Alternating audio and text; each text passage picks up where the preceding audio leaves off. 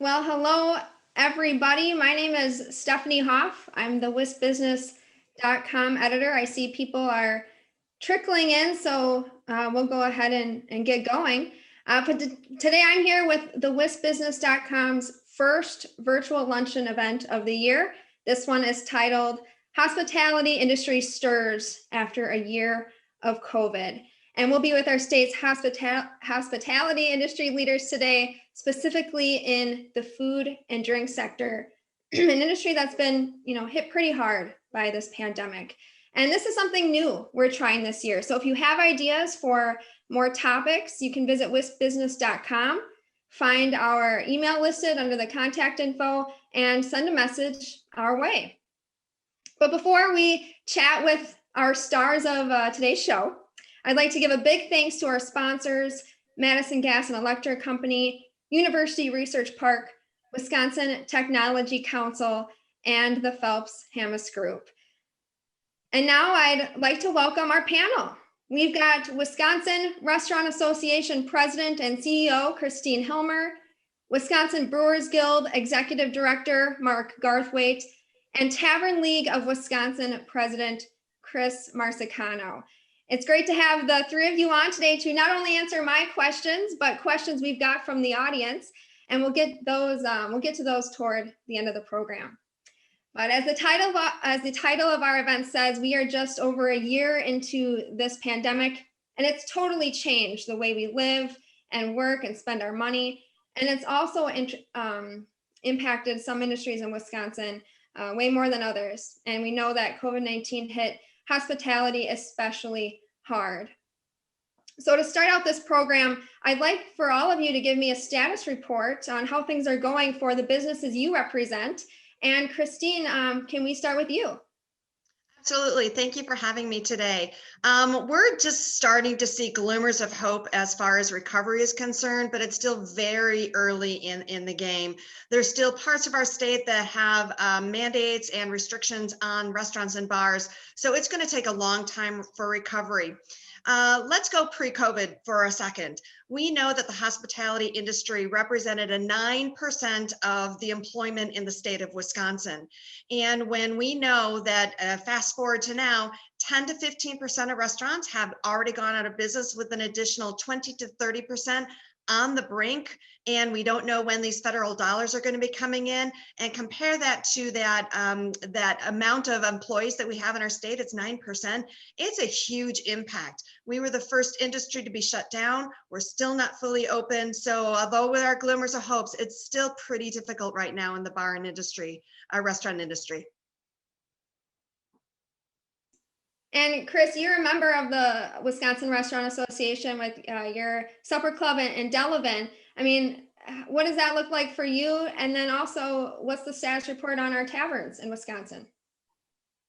Well, as Kristine said, it's thank you for having me on the panel today. As Kristine said, it's been devastating for our industry. We were shut down for almost 2.5 months with no money coming in at all. Our taverns and small independent restaurants and bars are desperately hurting. Through this whole thing, I think our industry has been unfairly scapegoated as a cause of this, and we did nothing wrong. These are, it's not our fault, and we've just tried to maintain, stay in business. And so, like she said, we are down about 40% in our industry. Sales, if some of them are not more, we have in the tavern industry, we have about 30% out of business that may never open again. So it's been a devastating year, and especially for our taverns in Madison-Dane and Milwaukee, who are still under severe lockdowns, and just starting to get a little better now, 1 year later. So we're hoping, like she said, there's a light at the end of the tunnel, but it's going to take a long way to go. We're not out of the woods yet, and it's going to take some work, much needed work to work with the governor and the legislature to help our industry through this. And Mark, you represent breweries, and that's kind of unique in that some are bars, some have restaurants, and then a lot supply to Kristine and Chris's members. So yeah, what does this look like for breweries? It's yep, and thanks for having me here. It's good to join Kristine and Chris as well. Yeah, the small and independent breweries are kind of hybrids in that they're producers, they're retailers as well, and many of them operate restaurants. So the shared pain that Kristine and Chris mentioned was out there. The interesting thing, I think, if you look back 1 year ago, was when COVID first hit and we had bars and restaurants with kegs of beer that were on tap that had no place to go. And what we learned very quickly is that the supply chain moving backwards is a lot different than moving supply toward our retail partners. So, you know, to think back a year ago where we were taking kegs of beer, moving it backwards and sending them off to distilleries to be turned into hand sanitizer, and suddenly with no retail accounts to really sell for on-premise sales, that massive shift from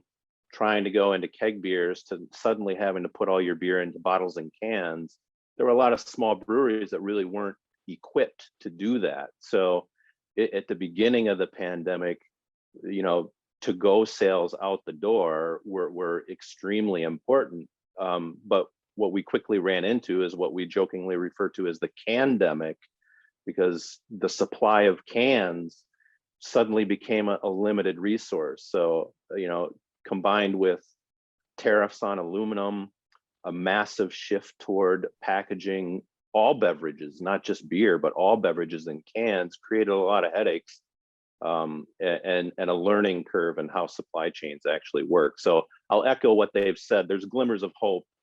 We're gratified to see that a vaccine has been so rapidly deployed, and that's going to be very critical to the entire hospitality industry, is to get shots in arms as quickly as possible. Mark, was retail for some breweries not enough to make up for bars and restaurants having to close down? Did we lose brewers in Wisconsin? It's a little bit of a mixed bag. We did lose a few breweries. Most of them were able to hang on by trying to move as much as they could out the door, just like restaurants and taverns. You know, taverns in particular were much more severely affected if they were not operating restaurants. That's where I think the biggest failure, at least from a federal standpoint, was that there was a slow response to recognize that, you know, they didn't have any alternatives.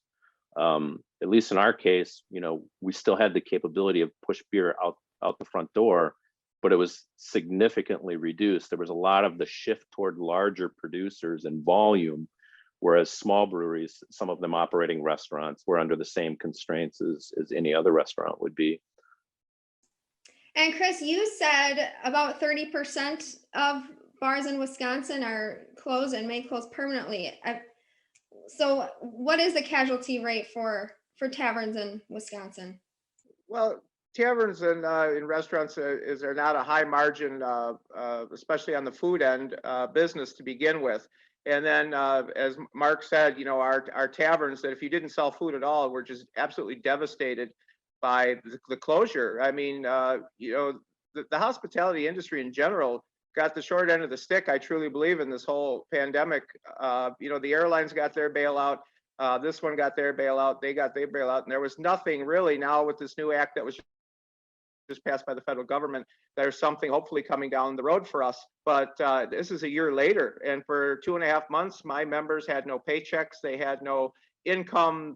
They were severely like wondering, how am I going to feed my family? How am I going to hang on to this business that I've had all my life and worked all my life?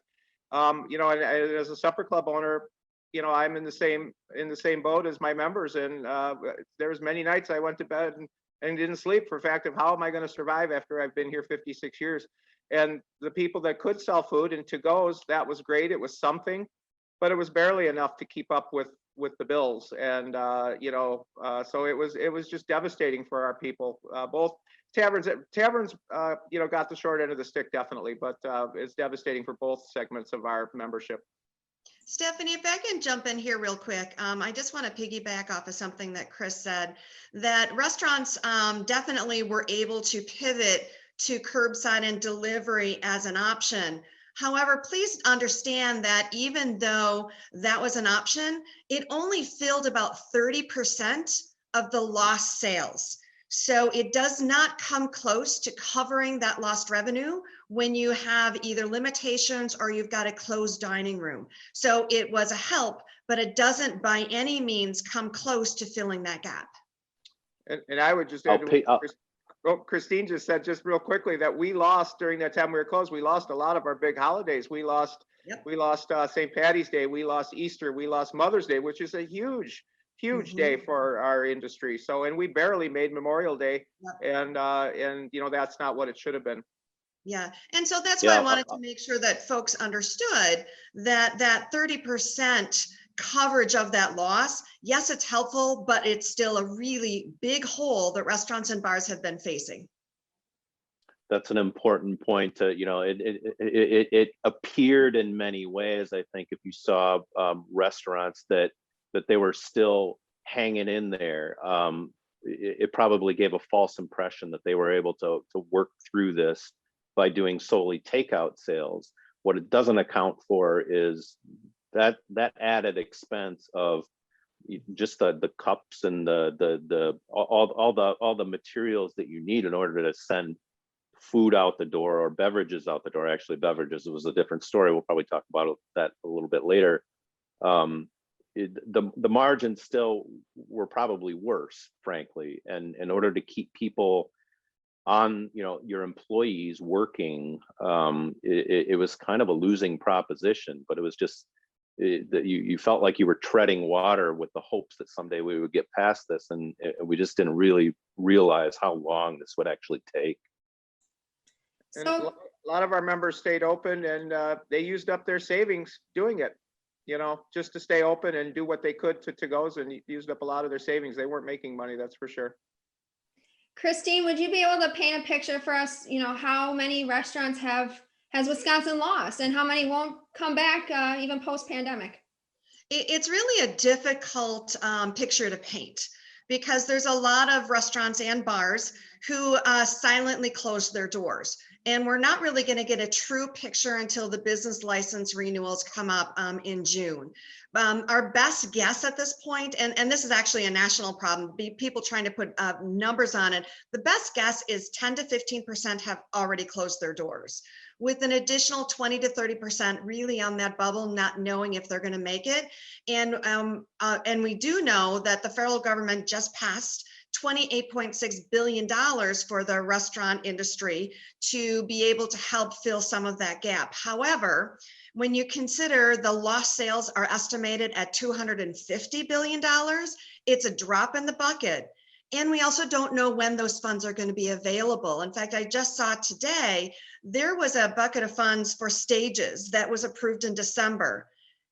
They just started opening up and possibly having that be available now. So it could be 2 months before we are able to access those dollars. And in that time, restaurants who have been just trying to survive by the skin of their teeth may not be able to make it. So again, we've got glimmers of hope, but there's still a lot of distance between now and really saying that we're going to be able to survive. Yeah, and Kristine, well, we're going to stay with you. You know, what did aid look like from state and federal governments? And, you know, you mentioned there's some delay in it being received, but what has been received, what has helped, and, you know, was it a good thing, or do you need more? Absolutely need more, without a doubt. So every business who was impacted did have access to the PPP funds. For the most part. I mean, we know that there's some that didn't qualify for lots of different reasons, but the PPP as well as the second draw was very, very helpful. In fact, without that, I really dare to say that we would not be even in a position where we're talking that restaurants are going to be able to survive. There's a lot that just would have closed their doors. They couldn't have been able to do it. The difficulty with PPP, of course, is it was very prescriptive on how you could use those dollars, meaning you had to pay your employees, or you had to have your overhead and so on. It was very prescriptive. The state of Wisconsin did have the We're All In grants. Phase 1 and 2 were for the very small ones with revenue, gross revenues under $1 million. And then the third at the end of last year, we had $20,000 grants, and you automatically qualified based on criteria the state set up. So those were all very helpful. They don't come close to filling the lost revenue and the lost sales, but all were really helpful along the way. The $28.6 billion Restaurant Revitalization Act that I mentioned before, that's probably the one saving grace that we have coming down the pike. It doesn't sound like they're going to have as many restrictions as they did on the PPP. However, we just don't know when that is going to be opening up and what restrictions we don't know about it. That's the one thing that we found out with the PPP, even though the legislative intent that this is tax-free, we legislatively had to go through getting the federal business deductions taken care of at the state level, which we did, which we're thankful for, but we don't know what kind of monkey wrenches and restrictions the federal government and the Small Business Administration is going to throw at us with this fund, because now that they have their hands on it, things could change a little bit. So there's a lot unknown right now. And Chris, you've said repeatedly, taverns have gotten the short end of the stick during this. And if I recall, that those state grants were for restaurants. It wasn't, we're all in for bars. But what were you able to take advantage of? Well, some of our people, the PPP was not really designed for our small mom and pop bars and taverns out there, because a lot of our people, it might be a husband and wife or, partners at the bar, and they might run it themselves, and they don't have a lot of employees. So the PPP just was not there for them. It just didn't work for them. Thankfully, some of our people were able to take advantage of it. And like Kristine said, I agree with her 100%. It helped. I think we would be looking at an industry that is just absolutely flattened like an atom bomb without it. But for our people, it was difficult because some of them qualified for the all-in grant from the state, but the PPP was not something that they qualified for. So these are my members that used their life savings that were, to try just to keep their doors open. And so it was, like I said, I think that segment of the industry was hit more heavily because they had nothing to fall back on. If bars were closed, you couldn't sell alcohol, you were just closed, and that was it. And Mark, what did this look like for breweries? Did breweries take advantage of any aid? Was anything coming their way? It's similar to what Kristine and Chris have just discussed. In some cases, for the very smallest of the small breweries, it was a similar situation to what Chris just described, that PPP just wasn't adequate or wasn't really available. To some of the other breweries, and here's, the breweries that we have are a variety of different types of business models. So for the ones that were more focused on production and we're already on the path of focusing more on distribution to retail, they were in a better position to take advantage of some of that because they'd already made that shift toward packaging in bottles or cans. But again, for a vast majority of our smallest breweries, it was a similar situation as, if they're also restaurant operators or heavily focused on tap room sales because they don't engage in a lot of distribution.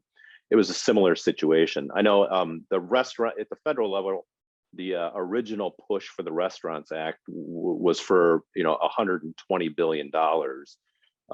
We did get for restaurants, as Kristine mentioned, it was $28.6 billion. Hopefully the remaining that is necessary will continue to be on the legislative agenda going forward. I know at least at a national level, the National Restaurants Association, the Brewers Association are pushing for that. But again, and the We're All In grants were helpful for some of our breweries that operated restaurants as well. Others couldn't take advantage of it. So it was a mixed bag, really. Kristine, I want to jump to you now. We know restaurant workers, tavern workers, they were laid off. They were put out of a job during the economic shutdown. So were stimulus payments and unemployment expansion, was that beneficial for hospitality workers? So this is a complicated issue. It may not seem so on the surface, but it's really, really complicated. Certainly the federal stimulus dollars we're really helpful for those individuals who are laid off and without any other means of income. However, we saw pre-COVID, and we are really starting to see now a real difficulty in finding employees at all levels of the industry, and that's going to accelerate. There's a lot of employees in the hospitality who went to other industries who are no longer available. And now with the $300, there are some still sitting on the sidelines. And I see every single day, and I have conversations with our members all the time. They say, we can ramp up, we have openings, we can hire people, but we just cannot find them. I know there is a high-end resort in the middle part of the state. They've had 5 executive chef openings for the past 3 months, and they cannot fill it. And I see this as probably one of the biggest struggles the industry is going to have moving forward, because we're at a limited capacity now. We're going to add folks in. It's getting warm. We're going to add outside dining. The tourism is going to start coming up. People are going to be having family vacations. So finding employees is going to be the biggest challenge. And I do know that the federal government just extended the $300 well past the summer. So it's going to be problematic. And then people are going to feel that urge. And I feel the urge all the time. I want to be able to get out and go to a great restaurant and go to a great bar and have those social interactions. And people are going to be disappointed. I hope not, with the level of service, because people just aren't willing to work right now. Kristine, I mean, is that something that you see as well? Absolutely, I couldn't agree with Kristine more. In the Tavern League of Wisconsin, we have a huge mix of our members, from anywhere from the 10-stool mom and pop bar to the supper club to the huge resorts. And I'm hearing that from all of my members, whether it's the small bar, corner bar, or the supper club or the resort. They just cannot get anybody to work. My members are shutting down 2-3 days during the week, on the slower days just opening on the weekends, because they can't field enough people to work. As the chefs, wait staff, and bartenders is a huge problem to fill. Kristine says my supper club is in a resort area, and I'm just having a heck of a time trying to staff for the summer to gear up. And from what I'm hearing from my customers is that people cannot wait to get vaccinated and to get out. They're tired of being in the house. Everybody's got cabin fever, and they want to come out. And my restaurant's on the lake, like she said. You're going to have people outside want to dine outside. That's going to be a new thing that last year just took off like wildfire, and people are going to expect it more this year. Because they're still a little afraid of the inside and the closeness of dining together, and a little wary of it. And so it's going to be a huge problem. And, in the hospitality industry, whatever segment you're in, we don't like to disappoint our customers. We want our customers to come out, be happy, and have a good time, and feel like they're getting the value for their money. So we don't want our customers to be happy. And so we're desperately trying to field enough workers, but it's going to be difficult. That is going to be the biggest problem, I think, going forward in the next few months that our members face. Mark, did our beer makers experience, did they have to lay off a lot of people? And then are you also trying to recruit employees now that maybe things are picking back up?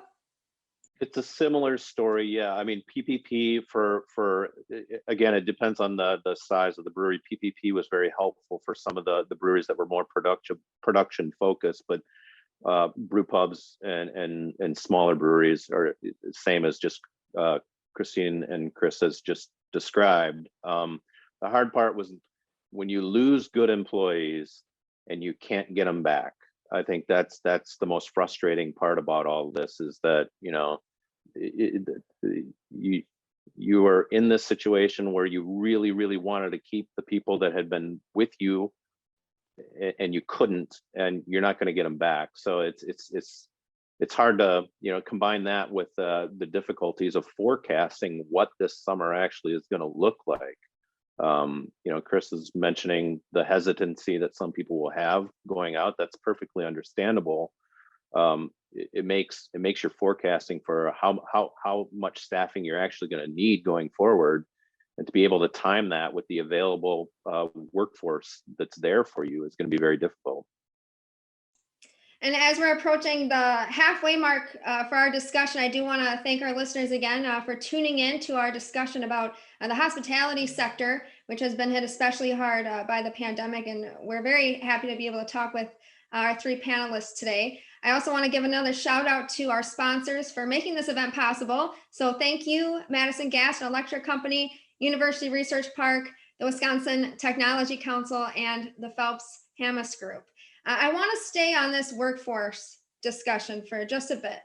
We've been hearing from industries from manufacturing to healthcare that there is a workforce crisis right now. Wisconsin has a labor shortage, is just the name of the game right now. But you've mentioned you guys are struggling to find workers for various reasons. But I feel like the hospitality industry is a bit different because you guys can take on seasonal, part-time workers from different age groups or education levels. So do you have a larger pool of labor, and is maybe the unemployment benefit expansion the only thing that's preventing you from hiring people? And Kristine, would you like to go first? Sure. I think there's a lot of additional complicating factors when you talk about workforce development. You've got a lot of teenagers that I remember when I grew up, I, as a teenager, had a job. There's a lot of teenagers that don't. They have a lot of other extracurricular activities, or they have sports, or parents don't want them to work for whatever reason. But really, as a teenager, the restaurant industry is one of the perfect places to have a job. 1 in 3 working adults right now started in the hospitality industry. And it's a really great way to learn those soft skills, showing up on time, eye-to-eye contact, that customer service, and all those things that all other employers need down the road, they learn in hospitality. And when those teenagers don't get jobs or aren't willing to work, I think that has a ripple effect within the entire economy. The other complicating factor is J-1 visas. So right now they're not coming in. And I know especially the tourism areas of the state are really hard hit. One of our members who's a resort in the Wisconsin Dells area, by now, March 25th, they should have 50 J-1 visas on their property starting to work. They have 2. And they don't see that ban stopping anytime soon. So getting them in the summer in that critical 3-month time frame that they need for when families go on vacation, it's going to be really difficult. So it's not just unemployment. It's the teenagers not wanting to work, it's the J-1 visas and so on. And so those are complicating factors on top of unemployment, really having some people sitting on the sideline as a result. Chris, do you have anything to add to that too? No, I don't have anything. I think Kristine put it very well. I think that's exactly what's going on, and I think she hit it right on the head.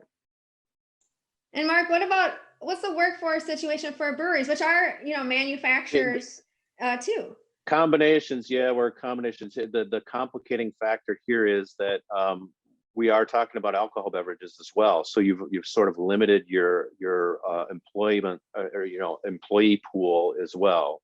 Obviously, we're not going to have teenagers producing beer, so we're at a little bit of a disadvantage in that regard as well. So and the other part of just hospitality in general, there's just generally more churn. And that's always a difficulty to work with. But when we're in a world now with a little bit more of a gig economy, there are gig opportunities that young people gravitate toward that also kind of works to our disadvantage in hospitality. And now I want to talk about another item that would impact, your businesses and their employees. And this is what's been going around the federal and state level, the minimum wage. And so right now it's $7.25 in Wisconsin. Governor Evers is asking for a phased increase to $10.15 by 2024. Legislative Dems wanted to go up further, and congressional Dems wanted a $15 minimum wage, and that it almost wound up in the stimulus bill, but it didn't go through at the end there. So, Mark, we'll stick with you. What are your thoughts on the current wage in Wisconsin and all these proposals to boost it up? I think it's pretty clear that you can't we can't subsist on low wages in general. The challenge, of course, is that if we aren't able to keep restaurants and taverns and brewery tap rooms full of people, it makes it difficult to operate on slim margins and to be able to pay the wages that we want to pay. I think we are preparing. We have to prepare that eventually we do have to incrementally get to a point where those are more attractive wage jobs for attracting more employees. It's as simple as that. Chris, why don't you tell us your thoughts on the current minimum wage and the efforts to boost it up? Well, I think, I agree, we subsist on very small margins, and, it's very hard. I don't know of any one of my members right now that is paying minimum wage to people coming in. I mean, they're paying good because the labor shortage is there. They're paying more than minimum wage to get people and good workers. And when you have a good worker, you pay them to keep them because you want them to stay with you. But I don't think it's quite fair to say that we have to pay an entry-level worker at 16 or 17 years old the same as we would pay a 35 or 40-year-old worker that has been with me for 15 or 20 years. I have employees that have been with me for almost 40 years. And then if the minimum wage goes up to a certain amount, then that means I have to boost that other worker up, and it goes in a chain. So I mean, you have to, and then you have to say, well, if you look around a restaurant and you have all these people working and you're paying everybody a $15 minimum wage, for example, I mean, you have $300-400 an hour tied up in just labor, and there's not many restaurants that are going to survive. And I think if you look at what's happened in some major cities that have gone to local minimum wage mandates, you'll see that the hospitality industry has been hit very hard by that. So I think definitely we need to pay quality wages, but it has to be something in line that will be sustainable for our business and industry. Kristine, is that the same sentiment that you're hearing from the rest of your members? It's very, very similar. And I will echo what Chris just mentioned. The restaurant and bar industry has such a tight profit margin. On average, it's a 3 to 5% profit margin, meaning every dollar that comes into a restaurant, 95 to 97 cents on that dollar are already spoken for in terms of your food costs, your overhead costs, your labor costs, and so on. So that profit margin is very, very slim. Add the restrictions or the capacity limits and so on, and you're in the red. And we welcome a conversation on changing of the minimum wage. We do not feel that now is the best time, at least for our industry, because we are so hard hit. The other thing that we also know that if the wages go up, restaurants and bars are going to have to charge more. And I am a born and raised Wisconsinite, very proud of my heritage here in the state, but Wisconsinites are frugal. And if you add $1 to your hamburger or fish fry or prime rib or whatever it is, customers have to understand that's because the labor rates are going up, plus supply prices are going up, and it's continuing to compress that profit margin.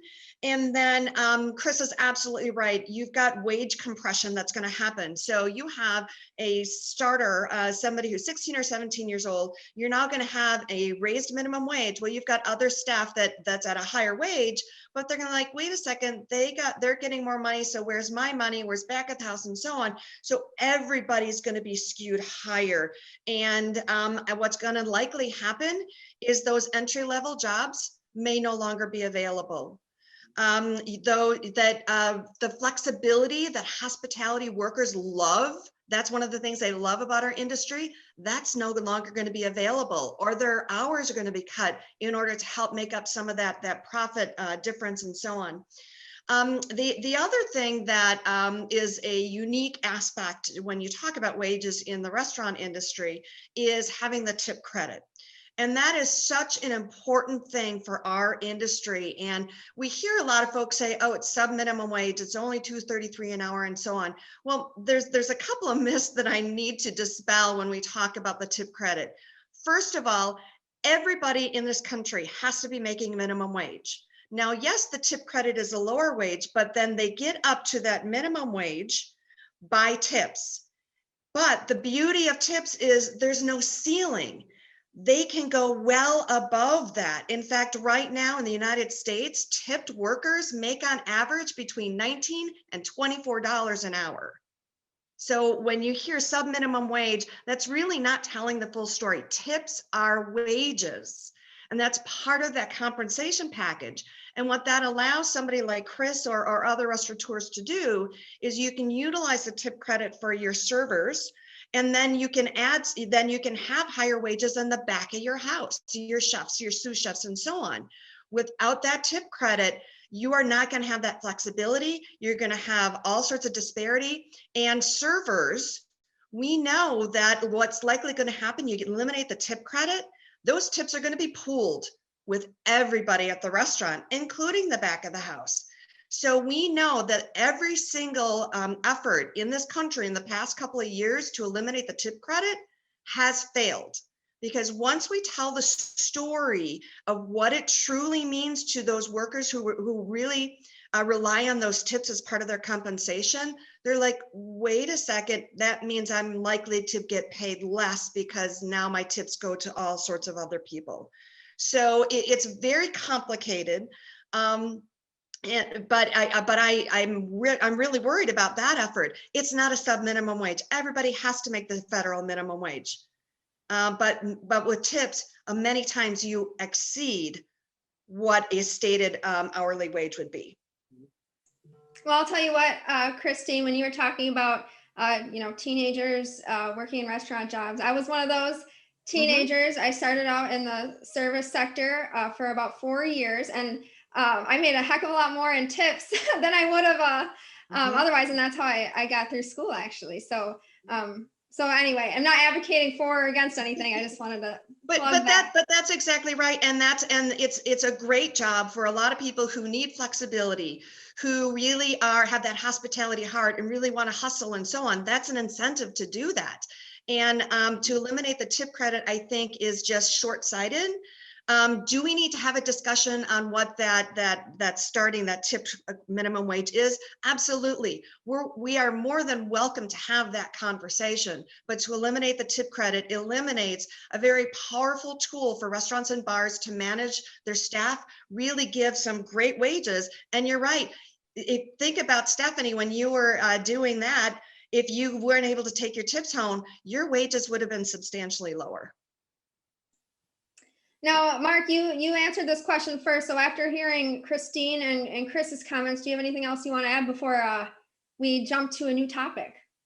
I can't embellish on anything at all. Kristine said it very well. It's complicated. It really is. I mean, if from a brewery perspective, if you're looking at your production staff, no question, you have to pay good wages, no question about it. At the front of the house, it's a lot more complicated. We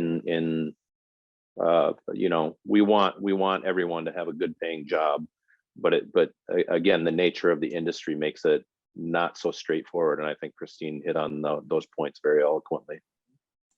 All right, so now I want to jump to the cocktail to go bill, which has been a very exciting bill going through the legislature. And Kristine, we'll start with you on this. This is something both you and Chris, both of your organizations have supported, and even showed your support before we started this discussion. But why is this important for restaurants? So let's go back to a couple of things that I mentioned earlier in the call. So we know that with restrictions and closed dinings and capacity limits and so on, that a lot of restaurants were able to pivot to curbside pickup of their food. So you can call the restaurant, you can order your favorite as fish fry, pizza, Italian dinner, whatever it is, and you can go to the restaurant and pick it up. But when you take that home, one of the things that you don't have is that famous craft cocktail, margarita, Bloody Mary, old fashioned, to the proper proportions that make it such a delicious addition to your restaurant experience. You actually currently cannot take that home with you. And we also know in the business that bar sales are where the profit margins are for restaurants. The food side is very, very slim. In fact, there's some dishes that are made that it's actually in the red. But you make up for that when you have bar sales and people enjoying that pre-dinner cocktail and having that glass of wine with dinner and maybe having that after dinner drink. What the cocktails to go allows restaurants to do is to be able to prepare those drinks, put it in a container that's then sealed. And there's lots of different ways to seal it. And then it can go out the door with that to-go order. Or you want that last minute drink after you're done eating, but you know, maybe I shouldn't have that last cocktail before I drive home. Well, you know what? Now you have a solution. You can have that cocktail made, put in a container, off you go, and you can enjoy it at home. So it adds to the tickets and adds to the ticket amounts for the restaurant. That's why it's so important. And again, there's lots of different solutions. You know, there's mason jars that you can put a plastic seal around, heat seal it, and then it's tamper evident. Or in Washington, D.C., if you think of when you had kids, the Capri Sun pouches, well, they've got these pouches, they're called Fauci pouches with Dr. Fauci's pictures on it, that they then can seal that with the cocktail, they can seal it up and off you go. The key is it's tamper evident. So if somebody were to illegally open that in their car, it's immediately known. And it really makes it no different than going to your local convenience store, picking up a can of beer and crack it in your car. It's illegal, should never be done. Well, those safeguards are in place, but once it leaves that restaurant or bar, you do lose control over it. And so it's evident when it's been opened by the consumer. Chris, how would your restaurant use this if the governor signs it into law? Well, we surely hope that the governor will sign it into law. It's been a long time coming. This should have happened a year ago when we were completely shut down. And we will use it we're still doing a lot of, especially fish fry in Wisconsin. I mean, that's a staple here, and the old fashioned. And so we found when we were closed that people were craving their fish fry and they came out to get it to go, but they were missing that old fashioned. They were missing the margaritas. I have a friend of mine who owns a Mexican restaurant here in Delavan, and he was missing his margarita sales. And you know, this is not going to be a cure-all for our industry. This is not going to cure all our ills, but it's something. It's another $400 or $600 that our members can maybe a month they can put in their bank. And you know, it might not seem like a lot of money, but for somebody that hasn't had a paycheck in a year, that's a lot of money, and it will help pay some bills. But you know, I think you know, like Kristine said, our margins on food are very slim. That alcohol is where you always make it. So I mean, when we were closed, you didn't have those people having an old fashioned at the bar, then going in and eat their fish fry and maybe having a grasshopper afterwards. So this way they can maybe take that grasshopper home if they want after their dinner, or they can get the 2 fish fry to go if they're still feeling wary about coming out in public. I mean, we still have people that haven't not been vaccinated or just don't feel comfortable coming out yet, but they still want to have that Wisconsin Friday night and have a fish fry, have an old fashioned. And some of our members got creative in the beginning when this was illegal, and you know, when you couldn't do this, and they were selling the old fashioned mix, making it up in a glass and putting the mix separate, and then selling like the little airline bottles of whether it was brandy or that. And but then again, you know, there's an added cost to that. I mean, you don't have the margin on that when you're buying little bottles as to having the big bottle. So they weren't making as much money off of that either. In fact, it might have been even a money loser buying the separate little bottle, but it was something they could offer their customers, you know, to give them that experience. So I think this is going to be great for us. I think it's a little late, but you know, we'll take it. And Mark, I don't know how much this would impact breweries if it does at all. It does. Actually, there are a lot of brew pubs. So brew pubs operate under the same retail licenses that any other restaurant operates under. So for them, it's frustrating. You can send beer home with someone, but you couldn't send a cocktail home. This fixes that. You know, the only disappointment is that there are a small number of breweries that were excluded from the bill, and that's basically due to a technicality that's been dogging us for 10 years that hopefully we can fix going forward. But when Chris mentioned grasshopper, it just made me realize that I hadn't had one of those in a long time, so I have to pop over for one. You know, I was caught up on that too, and I was like, stop thinking about the grasshopper and listen to Chris.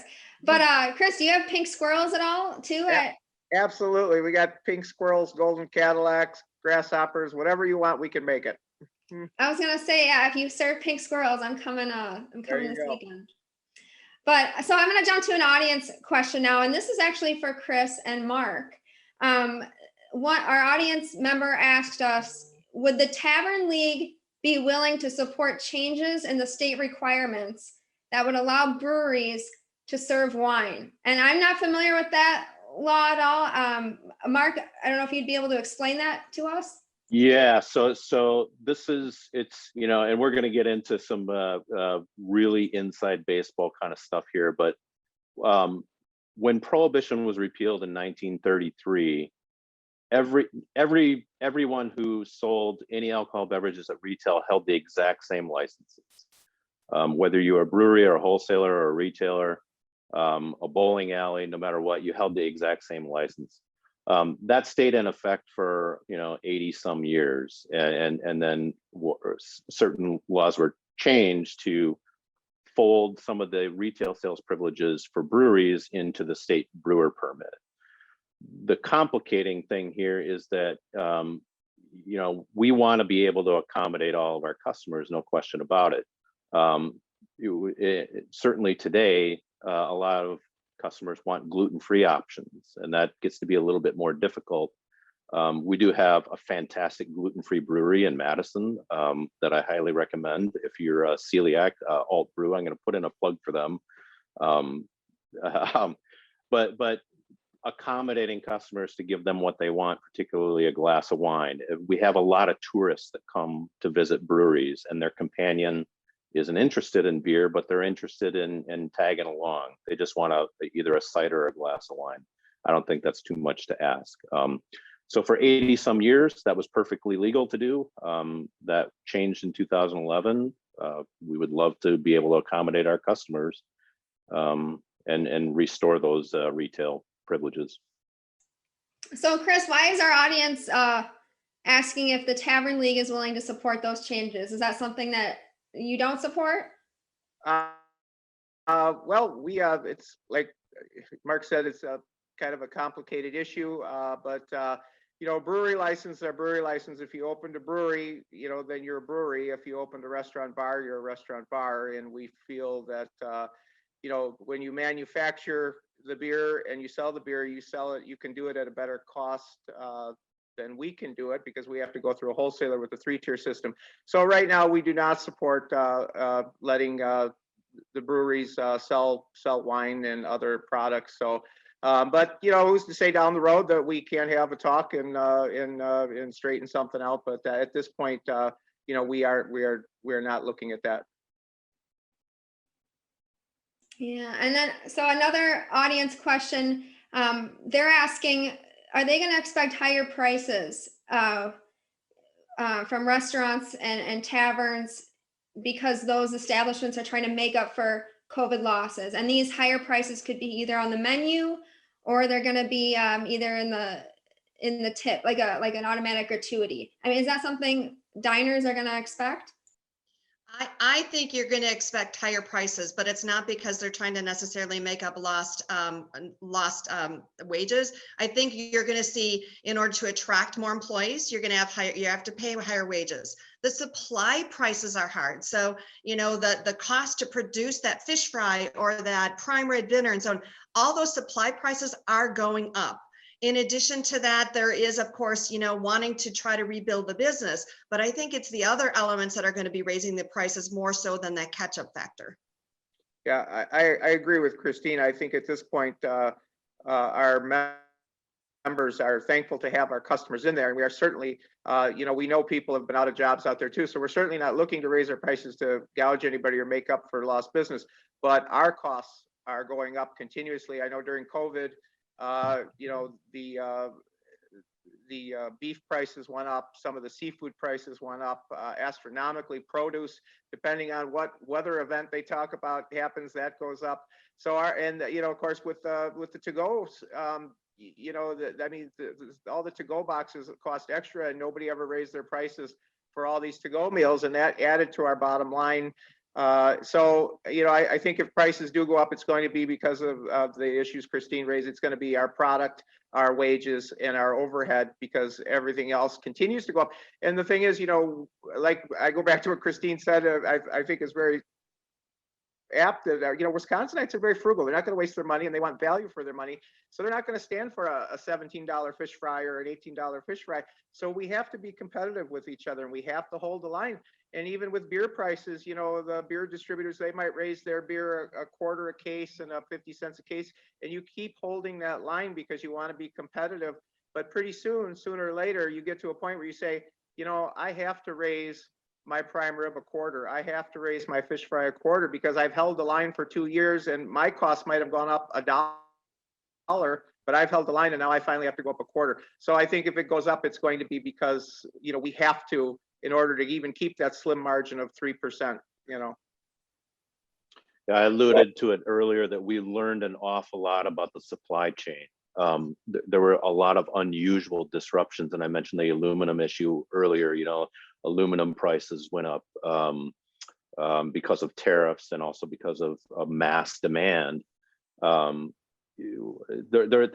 think it'll take a little while before things to normalize a little bit, but we'll all try to absorb as much as we can to make sure that the Wisconsinites are eager to come back.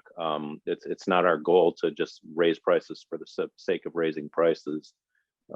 We understand, especially on the supply side, that has a trickle down effect or trickle up effect in terms of pricing. So it's very important for us to try to hold the line as best we can. Well, that's great information because, for the consumer, I remember serving tables and we had to do price adjustments on our menus, and the regulars went ballistic when they're so used to the certain price, and as soon as it moves, they have a lot of questions and want to know why their bill's a little bit higher. But so that's great. Now another audience member, it sounds like maybe they're rooting for the hospitality, food service and drinks industry to push back against government overreach. So I'm curious, what you think of this pandemic climate, maybe the economy having to be forced to shut down, maybe some of these mandates. What are your thoughts? And Mark, we'll stick with you. I guess I'm not clear on what the specific government overreach issues would be of concern here. I think, inevitably, I guess if we wanted to just talk about mask mandates, my background in a previous life was in my biomedical research. So I take matters of health and safety very seriously, and our brewers did too. So when the pandemic initially hit, and there was so much that we didn't really understand about it, and that a lot of really smart people really didn't understand the full implications of what this virus was really all about. It was easy for us to explain to brewers, or for brewers to understand, because they know how yeast propagates, right? And that same concept is how virus spreads.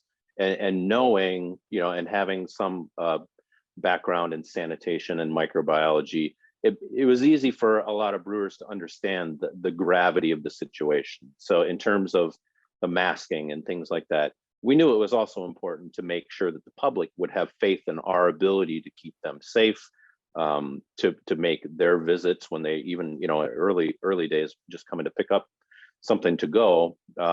We knew how important that was. And it's unfortunate that it became so highly politicized with respect to masking, because it's just a simple fact of science. It works, whether it's mandated or not. Maybe that's the genesis of the question. We will get back to normal at some point, but in the meantime, I ask on behalf of hospitality to continue to wear those masks, because that helps keep us open. Otherwise, we're just going to go right back into the same roller coaster ride of allowing variants to take traction and put us right back in a situation where we're limiting our ability to stay open. Chris, do you agree with the listener that there was government overreach? And if so, why and what was it? Well, I believe in the beginning, as Mark would say, I would totally agree with him that in the beginning, we didn't know what we were dealing with. And I think the government made the right decision in the beginning to shut us down and to see what was going to happen, because we were all kind of in the dark. Even the experts were in the dark of what was going on here. And so I think in the beginning, it was the right decision. And we followed that decision and we went along with it. But as we've got into like almost 3 months here, especially, some of us could do to-goes, but the bars, our industry was completely shut down. And it got to be the point where other places were open, we were shut down. And, I had my members calling me and saying, I'm going out of business. I have a family to feed. I can't feed my family. I have employees that are relying on me to feed their family, to keep a roof over their head. What do I do? And the hospitality industry by nature, we take care of people. We take care of our customers. We want our customers to be happy. We want our customers to be safe. And that is what we've always done before pandemic. We have our customers come in and eat safely and drink safely. And that is by nature what hospitality is. And so I think we in the hospitality industry had a better idea of how to keep our customers safe. Number one, we all go through sanitation courses. We are health inspected regularly. We have licenses, and I think we had a better idea of how to keep everybody safe. We followed the CDC guidelines. We masked up our people. We asked our customers to wear masks until they were seated. We pulled our tables apart, the distancing. We pulled apart our bar stools. We took every precaution we could, got rid of our salad bars. I mean, we did everything we possibly could. And I think, as we look at our friends in Madison-Dane and Milwaukee, they have just suffered under this continual crush of mandates. And when you look outside of the rest of Wisconsin per capita, there is practically no difference between the infection rates of Madison-Dane and surrounding counties. Or if you look at, Wisconsin is doing much better, and other than Madison-Dane and certain other cities has been pretty much wide open since Memorial Day. But following CDC guidelines and following all the precautions, then say the state of Michigan, which is still locked down, and they're in the top third, and we're in the bottom third of infection. So I think, hospitality people, restaurant bar owners, I think we're smart enough, brewers, I think we're all smart enough to know how to take care of our customers. I think, I think it's time to start letting us open up and do what we know how to do, and that is take care of our customers safely and do it, to their benefit. And because we all have our customers' best interests at heart. Because if we don't have customers, we don't have a business. So, Kristine, we're approaching the very end, and so I wanted to wrap up on a happy note. If you could each give me one line. What you're looking forward to, either whether it's next month or post-pandemic or whatever. Kristine, why don't you start us? So my husband and I have continued to go out to eat since we have been able to. We make a habit of it every single week. What I'm really looking forward to is seeing packed bars, packed restaurants, and people having fun and having that social hour that they are so very well missing, especially those who have really quarantined and not felt comfortable going out. That's going to feel wonderful to me. All right, Chris, one line. What are you looking forward to? I couldn't agree more. I'm looking forward to seeing a full restaurant on Friday night, a full bar with people enjoying themselves and seeing my regular customers. I miss my regular customers, and I know all of my members miss their regular customers desperately. And Mark, wrap us up here. What are you looking forward to? I'm looking forward to hanging out with people, having a beer with all of you, and most importantly, a tap beer. I miss tap beer, so I look forward to a nice tap Wisconsin beer in every bar, restaurant, brewery in this state. Great. I'm looking forward to that as well. So, well, anyway, we're at the end, so I'll wrap us up here. Thank you so much, Kristine, Chris, and Mark, for the conversation. You're welcome back anytime. And I want to